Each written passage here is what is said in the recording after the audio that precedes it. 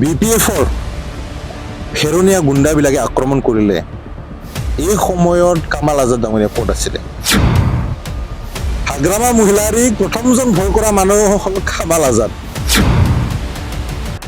সংখ্যালঘুসকলৰ এজন ছাত্ৰ নেতা, তেখেতক যে কোকৰাঝাৰৰ মজিয়াত দিন দুপৰতে গুলীয়া হত্যা কৰা হ'ল, কামাল আজাদ ক'ত আছিলে?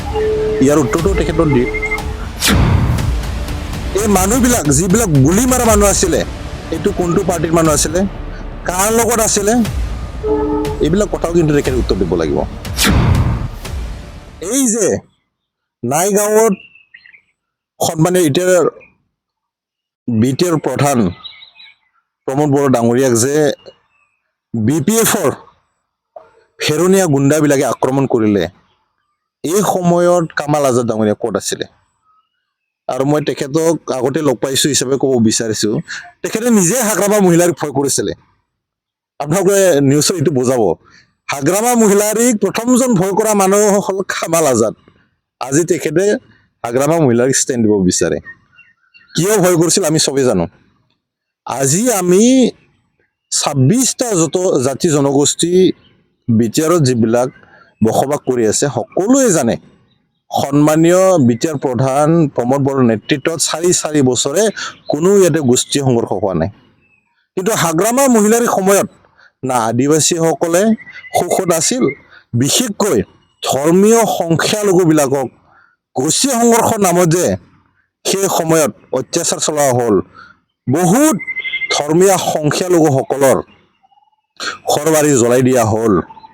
আৰু সংখ্যালঘুসকলৰ এজন ছাত্ৰ নেতা, তেখেতক যে কোকৰাঝাৰৰ মজিয়াত দিন দুপৰতে গুলীয়া হত্যা কৰা হ'ল, কামাল আজাদ ক'ত আছিলে? ইয়াৰ উত্তৰটো তেখেতৰ দিয়ে। কামাল আজাদে তেখেতে উত্তৰটো দিয়ক। লাফিকুল ইছলাম ডাঙৰীয়া কাৰ শাসন কালত কেতিয়া গুলী খাই মৰিব লগা হৈছিলে? এইটো মানে ডাইৰেক্ট কল্ড ব্লাডেড মাৰ্ডাৰ আছিলে। এই মাৰ্ডাৰটো কোনে কৰিছিলে? এই মানুহবিলাক যিবিলাক গুলী মাৰা মানুহ আছিলে, এইটো কোনটো পাৰ্টিৰ মানুহ আছিলে, কাৰ লগত আছিলে, এইবিলাক কথাও কিন্তু তেখেতে উত্তৰ দিব লাগিব। 2008, 2012, 2014ত যি গোষ্ঠীগত সংঘৰ্ষ হ'ল, কামাল আজাদ যদি সঁচাকৈ ৰাইজৰ কাৰণে কাম কৰিব ওলাইছে, অকণমান হিষ্টৰীটো চাই লওক।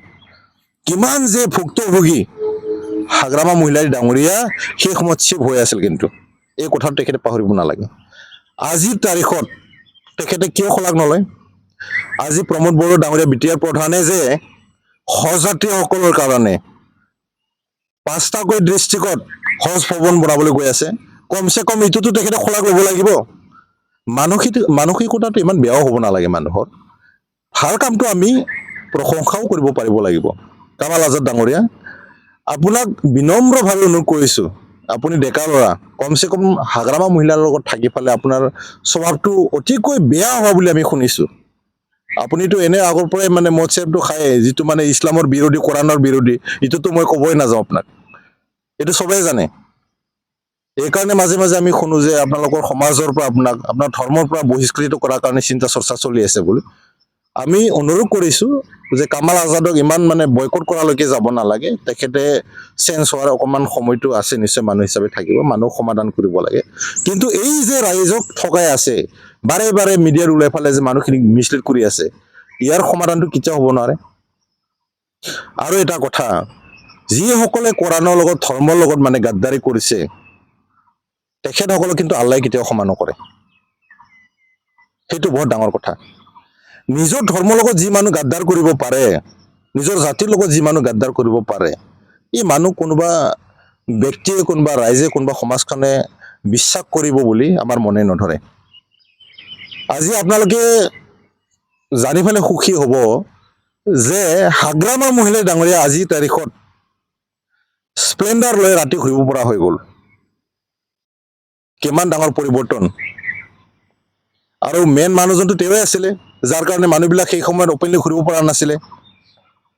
এতিয়া কামাল আজাদ ডাঙৰীয়া কেতিয়াবা শিক্ষকক অপমান কৰা, কেতিয়াবা ধৰ্মৰ বিৰোধী কাম কৰা, জাতিক গাদ্দাৰ কৰা, পাৰ্টি বাৰে বাৰে চেঞ্জ কৰা, আৰু এই যে কিছুমান মিছ প্ৰপগেণ্ডা তেখেতে চলাই থাকে, ইয়াৰ পৰা তেখেতে যদি অকণমান দূৰত থাকে, তেখেতৰ ভৱিষ্যতৰ কাৰণে ভাল কাৰণ ৰাইজক যি মিছলীয়া কথা কৈ ফালে বিচলিত কৰিব বিচাৰে ইয়াৰ পাপটো কিন্তু ফলটো তেখেতে এদিন পাব গতিকে তেখেতক ভাল বন্ধু হিচাপে কামাল আজাদ মোৰ খুব ভাল বন্ধু তেখেতে যদি জাতিদ্ৰোহী হয় তেখেতে যদি ধৰ্মৰ বিৰোধী গাদ্দাৰ কাম কৰে শিক্ষকসকলক যদি অপমান কৰে আৰু ফেচবুকত যদি মানুহখিনি মিছলিড কৰিব বিচাৰে কিছুমান তথ্যবিহীন কথা কৈ ফালে গতিকে এই কথাখিনিৰ কাৰণে মই তেখেতক বন্ধু হিচাপে ক্ষমা কৰিব পাৰিলেও ৰাইজে কিন্তু তেখেতক কেতিয়াও ক্ষমা নকৰে আৰু তেখেতৰ দৰে বিশৃংখল মনোভাৱৰ মানুহৰ পৰা ৰাইজে যিমান পাৰে দূৰত থকাটো ভাল ডাঙৰীয়াৰ কিবা এটা প্ৰেছ মিটৰ কাৰণে উত্তৰ দিব লাগে বুলি মই নাভাবো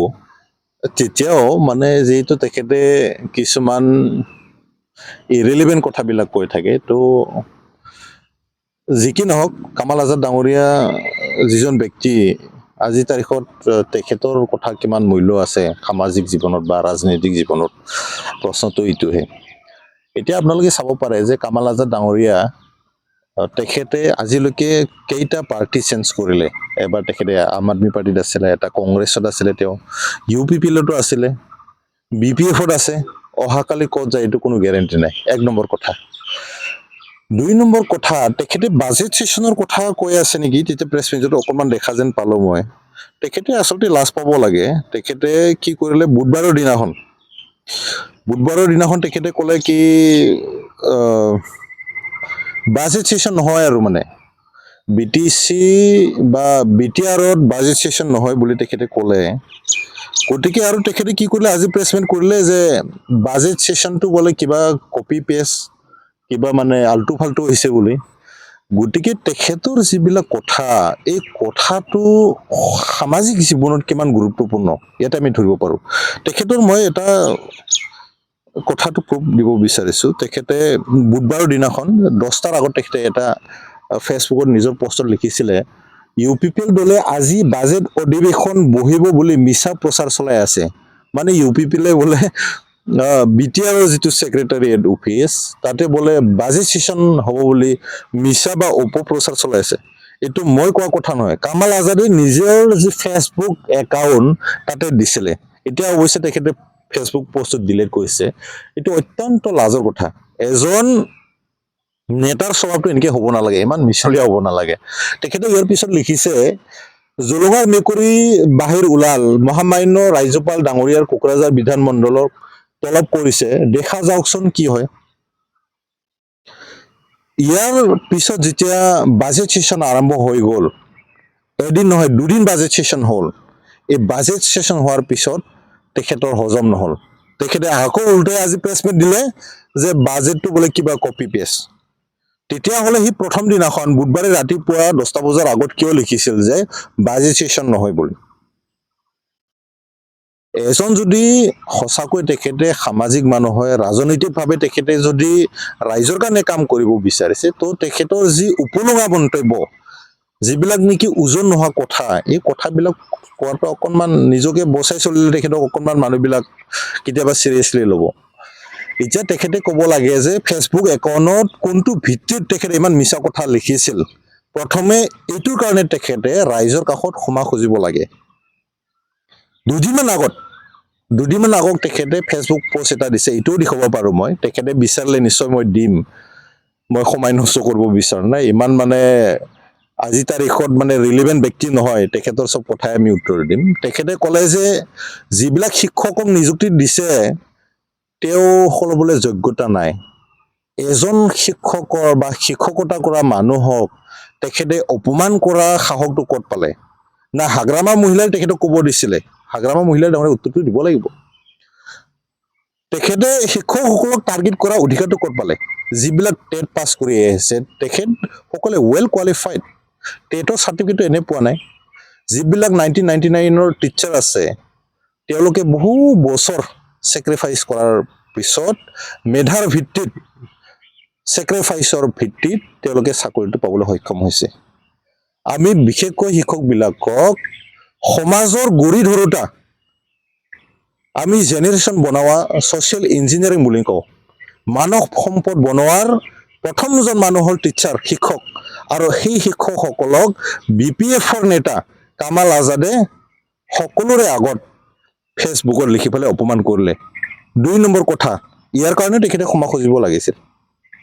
3 নম্বৰ কথা, যেতিয়া তেখেতে UPPLত আছিলে, কোনটো মুখত তেখেতে হাগ্ৰামা মহিলাৰ এগেইনষ্টত কেছ কৰিছিলে যে 17 বছৰ সাংঘাতিক ধৰণে BPFৰ শাসন কালত BTCত কৰাপশ্যন হৈছিলে বুলি। ইয়াৰ কাৰণে তেখেতে ক্ষমা খুজিব লাগে। তেখেতে কোনটো ভিত্তিত আজি তাৰিখত ক'ব বিচাৰিছে হাগ্ৰামা মহিলাৰী আটাইতকৈ ভাল ব্যক্তি বুলি। যদি হাগ্ৰামা মহিলাৰী 17 বছৰ আটাইতকৈ বেছি কৰাপশ্যন কৰিছে, কামাল আজাদ ডাঙৰীয়া BPFত সোমোৱাৰ লগে লগে হাগ্ৰামা মহিলাৰ যিমানখিনি পাপ আছিলে, এই পাপটো এদিনতে শেষ হৈ গ'ল নে? ইয়াৰ কাৰণে তেখেতে ক্ষমা খুজিব লাগে।